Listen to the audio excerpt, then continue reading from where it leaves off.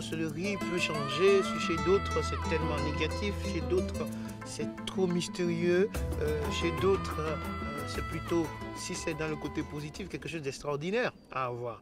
Donc moi je pense qu'aujourd'hui on est là pour expliquer plutôt un peu universellement ce mot. Donc pour moi, je le considère comme un pouvoir caché.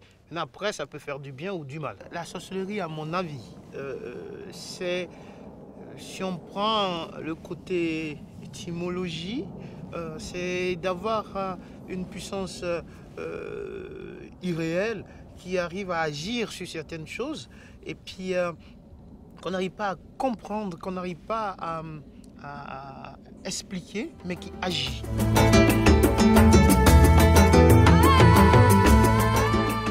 On est plutôt, nous, on a un a priori sur la sorcellerie, puis on pense toujours mauvais pouvoir, maléfique.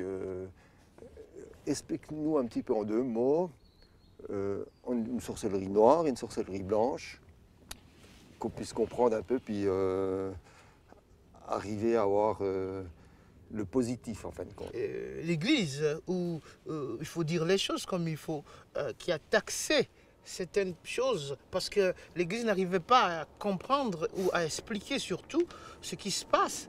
Et aujourd'hui, je le dis, je le redis, puisque je suis phytothérapeute aussi, c'est l'Europe qui a tué, c'est Mémé. C'est l'Europe qui a tué la connaissance. L'Europe a tellement de connaissances. Les druides, c'est quoi?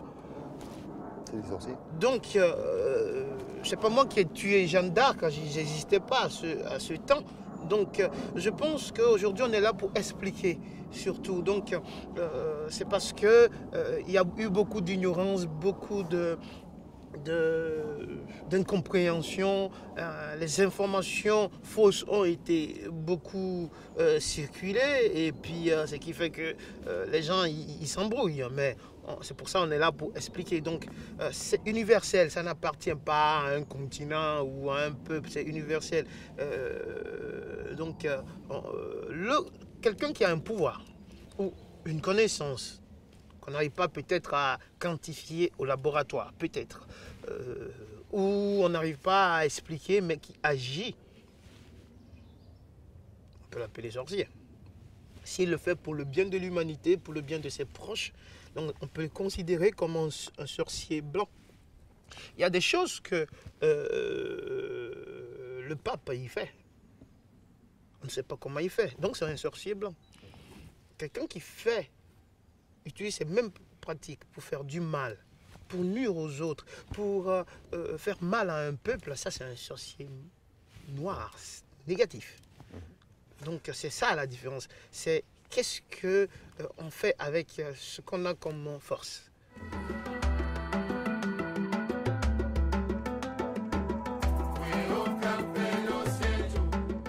Gaston, vous avez un certain pouvoir qui a été légué dans votre communauté, qui vient d'Afrique.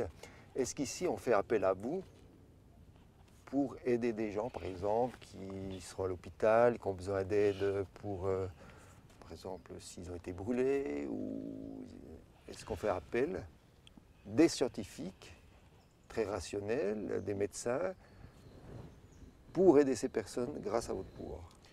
Ce que je peux dire sur ça, c'est que, comme on dit souvent, il faut savoir qui on est et ce qu'on veut dans la vie. Je pense que ce que j'ai fait depuis mon enfance jusqu'à aujourd'hui, où on est ensemble en train d'échanger sur ce thème de sorcellerie ou de pouvoir, c'est Dieu seul qui sait. Et les gens que j'ai aidés, il y en a qui ne sont plus peut-être là aujourd'hui, d'autres qui sont toujours là, qui savent ce que j'ai fait. Je ne suis pas dans un monde de démonstration, je suis dans un monde des faits. Ce que je fais, je le dis, j'ai fait ci, j'ai fait ça. Mais c'est dire que c'est moi qui ai fait ci, là et tout, je ne suis pas trop dans ça parce que il y a quand même le secret professionnel, il y a le respect de l'autre parce que oui, j'en ai fait beaucoup et je continue d'en faire. Donc, On vous demande des On interventions. me demande. Si c'est la personne qui en parle, ça c'est bien. Mais moi je ne peux pas en parler parce que je ne suis pas en train de démontrer quelque chose. Mais ça ne change pas de toute façon ce que j'ai fait, ça ne change pas le pouvoir que j'ai, ça ne change pas ce qui se passe. Je ne suis pas dans le parler, je suis dans l'action. Vous êtes un homme d'action. Je vais vous expliquer une chose. Les médecins, moi j'ai traité des gens en Genève ici. Ils n'ont pas pu le faire. Après ils disent, mais comment ça s'est passé, ils ne comprennent pas. Et puis voilà. Mais il y a une chose, je ne suis pas là pour dire que c'est moi qui ai fait ça ou pas. Moi je suis là pour le patient, le malade. Donc j'exhorte aussi les thérapeutes, comme je dis souvent, les médecins, à travailler ensemble pour aider une personne.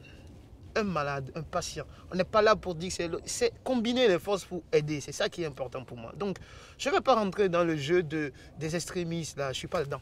Tu es relié à des forces, Je suis relié à la nature. tu es relié à la nature, qui est vibratoire, Oui, qui donne des ondes. oui, Tu vas les canaliser, les porter, puis aider des gens. oui.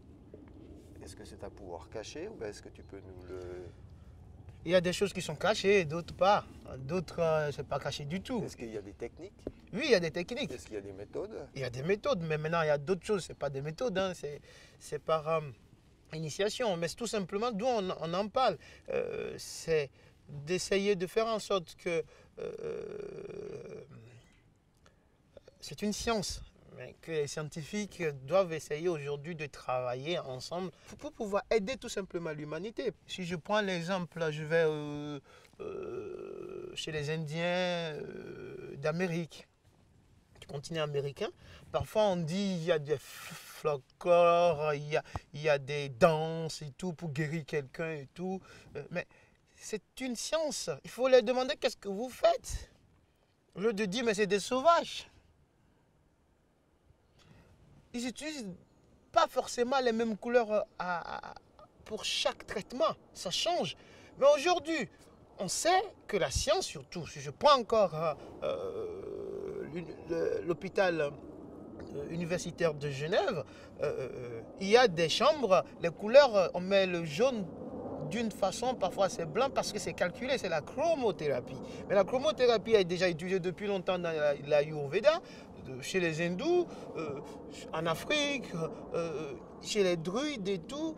Mais aujourd'hui, ils disent que c'est scientifique, c'était là depuis.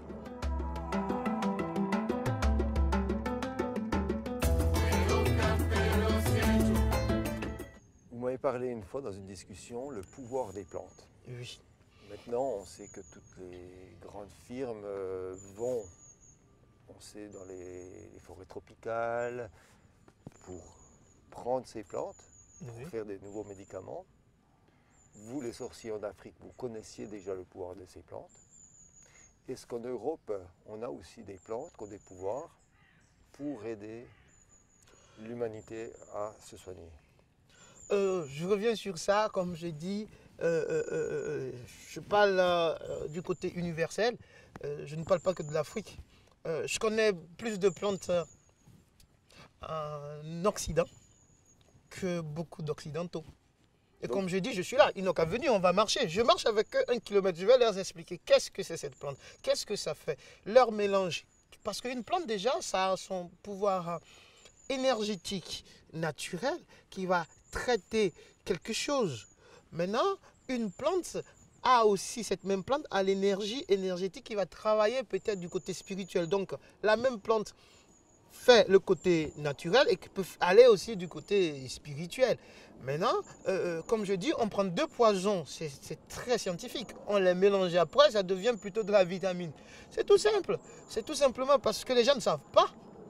Les firmes qui étudient, c'est bien, tant mieux qu'ils utilisent la nature pour nous aider, mais c'est que le début. Il n'y a même pas 20% qu'ils savent. Donc on a plein de choses encore à donner. Maintenant, il faut souhaiter que ça se fasse bien pour le bien de l'humanité. Hein. Là, on a une plante qui est au bord de l'eau, sert à quelque chose si on parle de l'Ayurveda par exemple. Une plante au bord de l'eau va aider à quelque chose de précis. Maintenant, cette plante va aider plutôt parfois à aller traiter quelqu'un qui est trop excité. Mais c'est quelle plante on va prendre au bord de l'eau? C'est quoi son nom? Tout ça, c'est des études. Mais aujourd'hui, on n'a pas découvert dans le monde toutes les plantes d'abord. Il y en a qu'on ne sait pas. Mais ce qu'on sait, on n'a pas fini de les étudier. Quand on prend une plante et on le change de climat, quand on prend une plante et on le change de lieu, ça change de vibration. Combien de personnes sont parties en Amazonie, qui sont parties en Afrique, en Asie, ramener des plantes et puis ça marchait bien, ça traitait bien les gens. Mais quand on amène ici, ça ne traite pas. Parce que comment on les a cherchés? Si on brutalise une plante, parfois il change de vibration. Tout ça, c'est des choses que, effectivement, il faut qu'on puisse expliquer pour que les choses avancent pour l'humanité. Hein, je répète ça.